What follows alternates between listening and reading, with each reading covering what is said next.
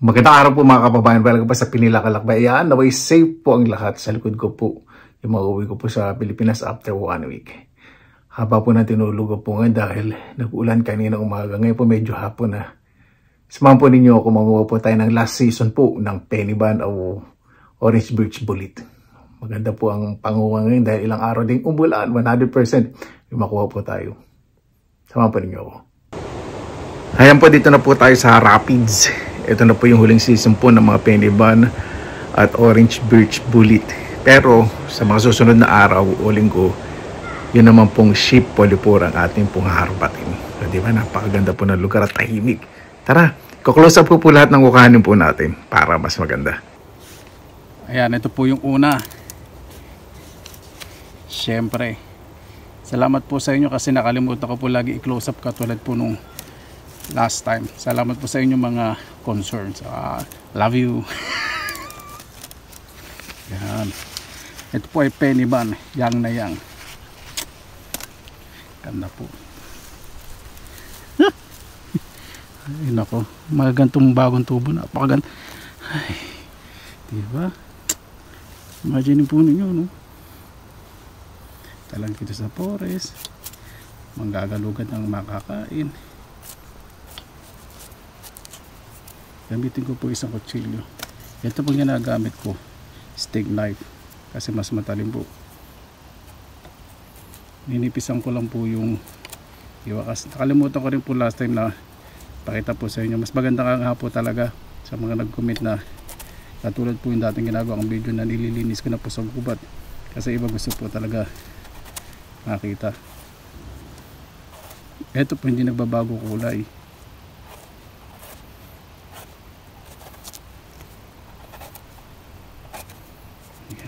Napakaganda.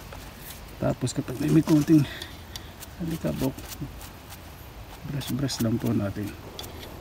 Yan. Sana po napakaganda.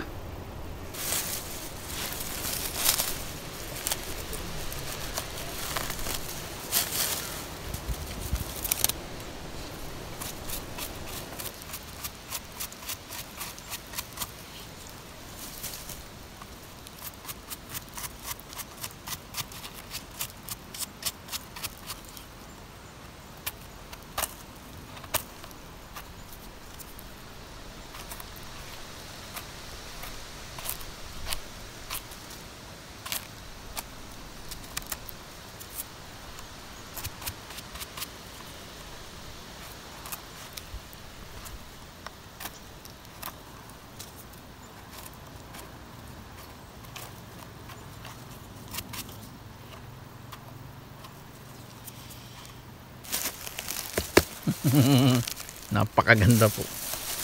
Taba ng ano, ang tangkay yun. Para pong ano, treasure hunt.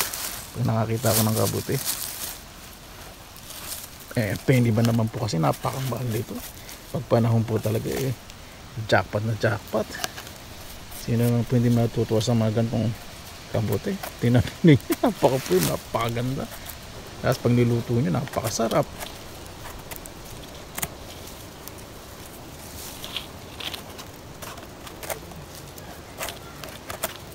Iuod pa.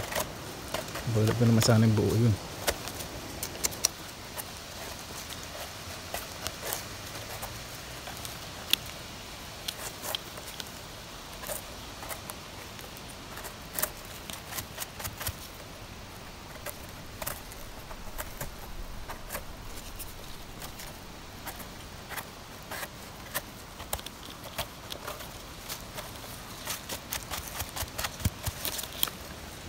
Napakaganda. Ang kagandahan po talaga sa Penny Ban, sobrang satisfying po, no? Para po talaga ano, no? Treasure hunting. Tapos ang sarap po kasing kuhanin dahil yan po, sana po talagang sobrang babaw lang po talaga nakaligayahan ko.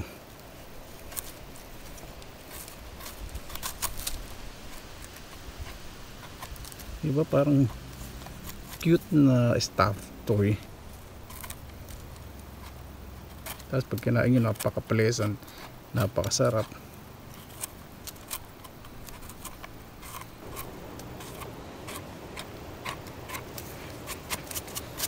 po.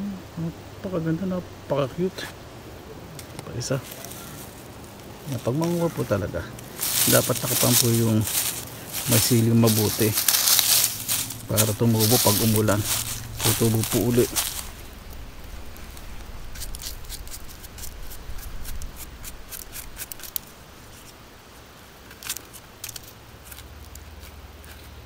Ito pong ginagamit ng chili, hindi po masyadong matalip, pang mushroom po talaga. Brush and mash mushroom at once in one.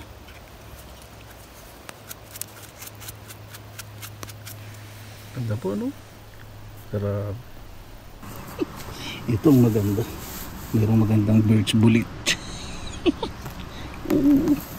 Naku, ganda pa naman, kaya lang old. May ano, uod po yan, oh. Hindi ako pong kuhanin yan. Paganda po. Sayang po, no? Taba pa.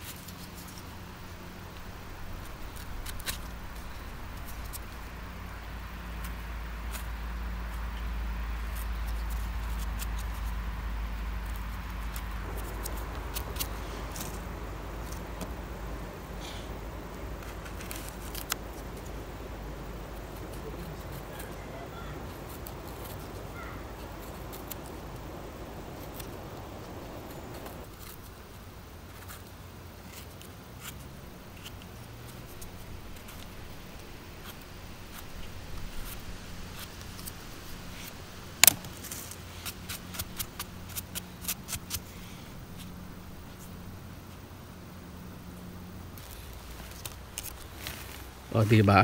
Nandito po sa tabi ng express. Literally gilid po talaga ng highway. Ganda, laki. Sino ba naman ang may uod?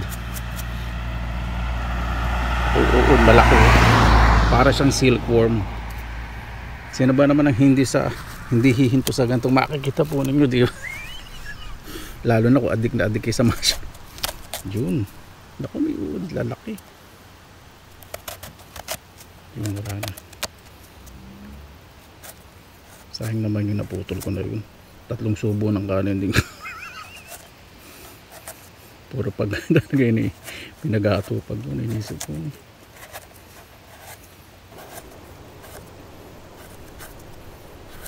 Puro malalantak ang iniisip. Siyempre minsan lang po ito once a year. Ayan, ganda po. Ang ganda. Dito pwede naman po manguha kahit medyo malapit sa bahay, pero wag naman yung katabi ng bahay kasi sa bakuran, pero kung malaki yung bakuran, pero kung nakasulat no trespassing, syempre pwede gagamitin stick na kasi medyo matigas po ito pag firm na firm.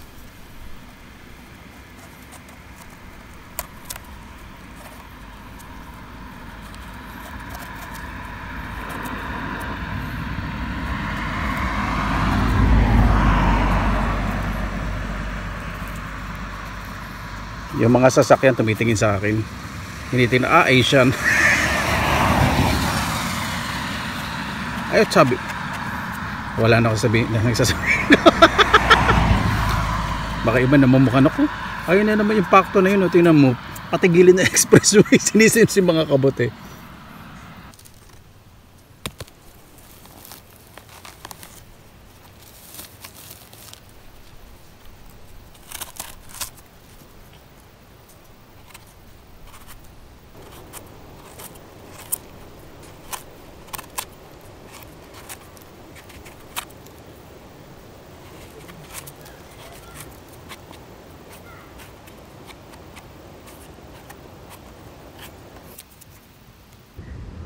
Ayan, alis na po tayo.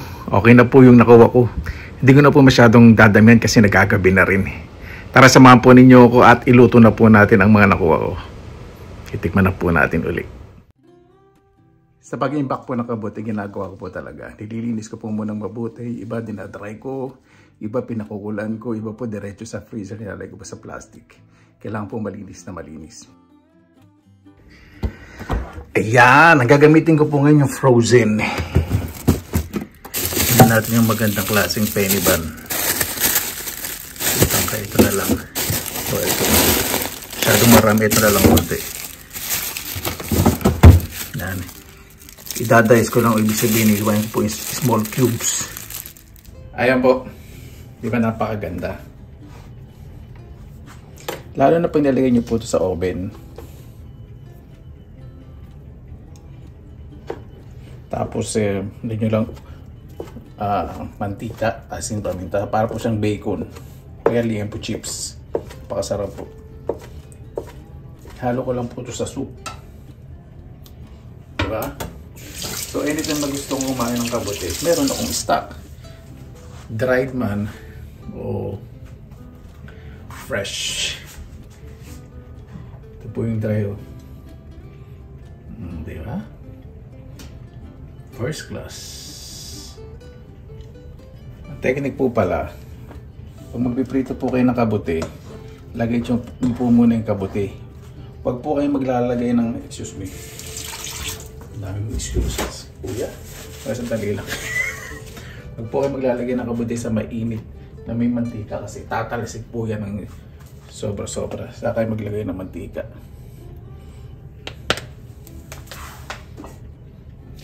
Medyo haluin ninyo para kumapit yung mantika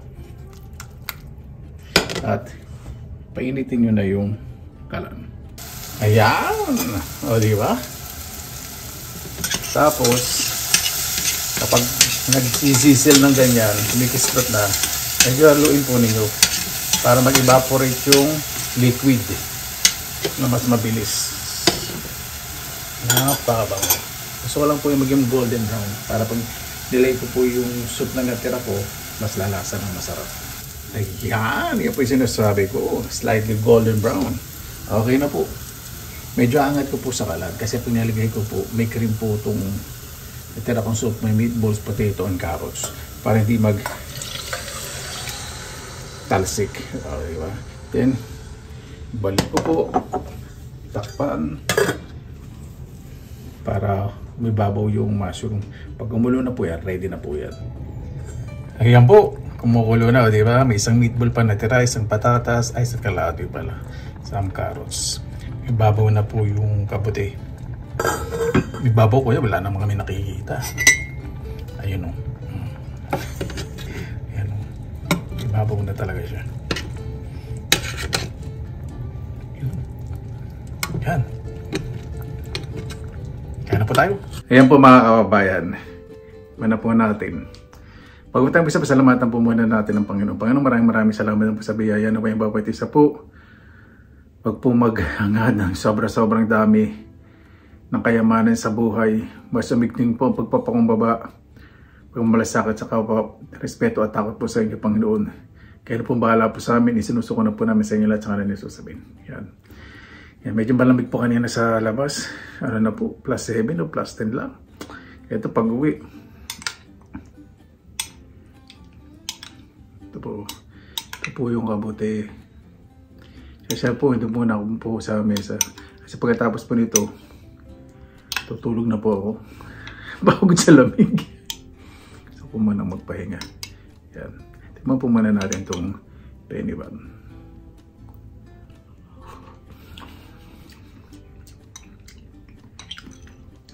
Napakasarap po. Para siyang balik chicken talaga. Manok lang lasa, tapos yung walang lasa, walang aftertaste.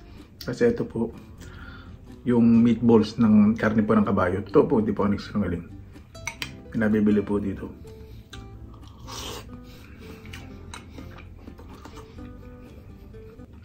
Sarap itong ano, penny bun talaga. Kaya napakasarap po nito sa risotto. Yung Italian po na risotto, medyo malagkit po yung kanin po nun. Tapos high heat pinakukuluan po sa broth ng karne. Tapos talagyan ng penny bun, tapos ng cheese. Hindi po ang marunong magluto, hindi po natutry. Hindi ko po kasi alam kung anong klaseng bigas po yung ginagamit. May specific po na bigas na ginagamit. Pero ito po, Finnish style po ito. Itong niluto ko na to.